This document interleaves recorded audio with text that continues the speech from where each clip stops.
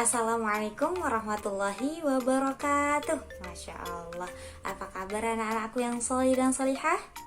Semoga kita semua selalu dalam keadaan yang baik, selalu dalam lindungan Allah, dan sehat jasmani maupun rohani, amin ya rabbal alamin. Sebelum kita mulai belajar, sebelum melanjutkan video pembelajaran ini, Ustazah ingin memastikan kepada anak-anak yang sedang solih dan solihah untuk menuntaskan sholat duha, menuntaskan tilawah dan juga murojaahnya sebelum mulai belajar. Jadi Ustazah berikan waktu bagi yang belum melakukan sholat duha, tilawah dan juga murojaah, silahkan jangan lanjutkan video ini, murojaah dulu, sholat duha dulu, dan tilawah dulu. Kita lanjutkan. Hari ini kita akan belajar materi pelajaran IPA. Materinya tentang cara perkembangbiakan tumbuhan dan juga hewan. Pada kali ini kita akan membahas tentang apa sih perkembangbiakan itu, kemudian apa tujuannya hewan dan tumbuhan itu melakukan perkembangbiakan, dan yang ketiga kita juga akan bahas bagaimana cara perkembangbiakan pada hewan dan juga perkembangbiakan pada tumbuhan. Coba lihat foto yang ada di sini. Ini adalah foto ayam dan ini adalah foto mangga. Nah, pada musim-musim tertentu mangga ini akan menghasilkan bunga yang nanti bunganya itu akan berubah menjadi buah, dan buahnya itu di dalam buah akan ada biji. Nah, bijinya itu yang akan membentuk individu baru, kemudian akan jadi pohon yang baru. Dan begitu juga dengan ayam. Ayam itu nanti akan bertelur, telurnya itu akan menetas dan jadilah anak ayam. Yang anakan ayam itu nanti akan menjadi induk ayam, kemudian bertelur, dan begitu seterusnya. Nah, yang terjadi pada ayam dan mangga tadi itu adalah proses perkembangbiakan. Sekarang Ustazah mau tanya, perkembangbiakan dari proses yang tadi dua itu bisa kita simpulkan sebagai apa?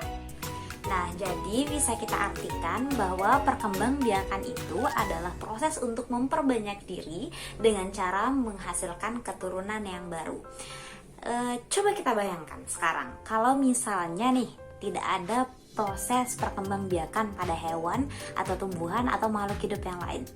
Barangkali hari ini atau tadi sarapan kita nggak makan ayam lagi, atau kemarin kita nggak bisa makan buah lagi, dan sampai seterusnya, karena tumbuhan dan hewan itu tidak melakukan perkembangbiakan.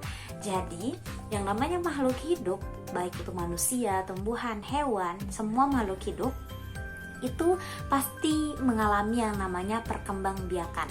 Kenapa mereka melakukan proses perkembangbiakan? Itu untuk menghasilkan keturunan yang baru tadi.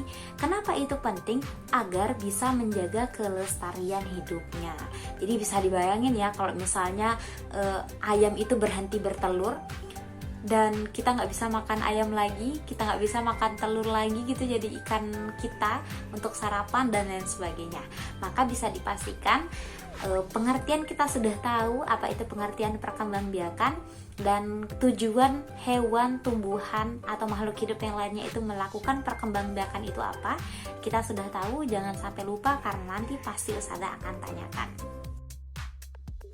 Nah, sekarang kita akan masuk ke perkembangbiakan tumbuhan. Nah, perkembangbiakan tumbuhan itu ternyata ada dua caranya.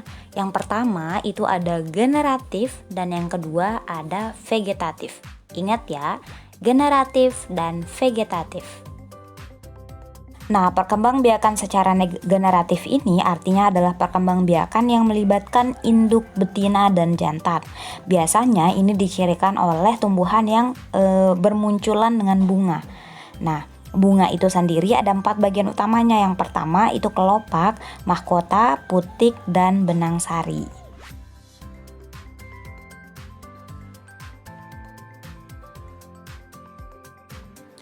Nah, perkembangan generatif itu terjadi melalui 2 proses. Yang pertama itu penyerbukan dan yang kedua adalah pembuahan.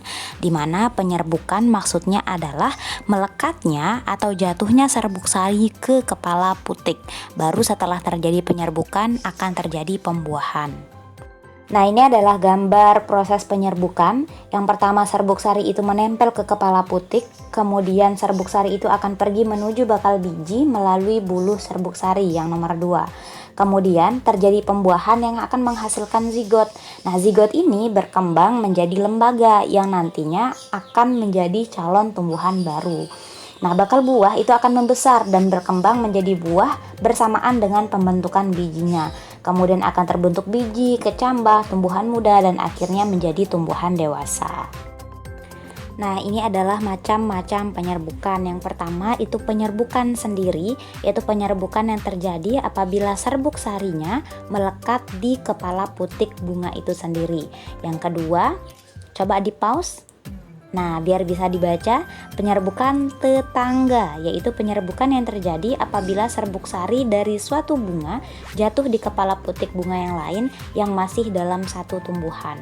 Nah, nanti kita Ustadzah akan berikan contoh sederhananya untuk memaknai macam-macam penyerbukan ini. Nah, gambar ini menjelaskan tentang 4 macam penyerbukan yang tadi. Yang pertama itu A, itu terjadi penyerbukan sendiri. Kenapa? Karena serbuk sari itu menempel ke kepala putik bunga itu sendiri. Kemudian yang gambar B, itu terjadi penyerbukan tetangga. Artinya, serbuk sari yang ada di bunga yang satu itu menempel ke kepala putik bunga yang lain. Gitu ya, paham ya? Nah, yang C itu adalah penyerbukan silang. Nah, penyerbukan silang itu tadi kita tahu bahwa serbuk sari itu jatuh di kepala putik bunga pada tanaman yang berbeda tetapi masih satu jenis. Nah, ini gimana caranya dia kok bisa lompat? Nanti ada orang-orang atau ada tumbuhan atau makhluk hidup yang lain yang membantu penyerbukan. Dan yang keempat, yang D, gambar yang D itu adalah penyerbukan bastar, yaitu penyerbukan yang terjadi apabila serbuk sari itu jatuh di kepala putik di bunga yang berasal dari tumbuhan yang berbeda varietasnya, maksudnya berbeda jenisnya gitu.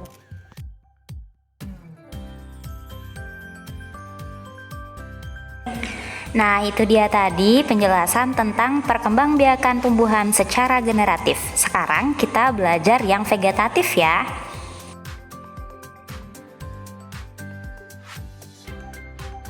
Nah, perkembangbiakan tumbuhan secara vegetatif itu artinya perkembangbiakan tumbuhan yang hanya melibatkan satu induk saja.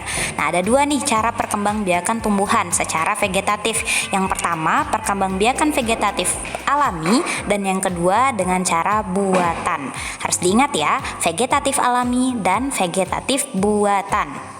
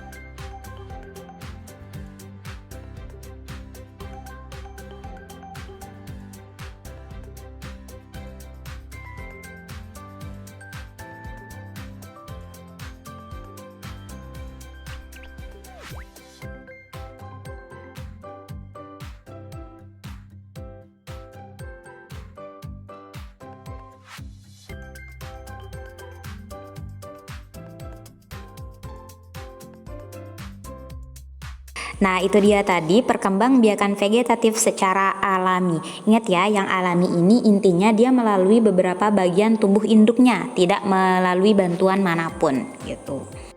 Selanjutnya sekarang kita akan belajar tentang perkembangbiakan vegetatif buatan.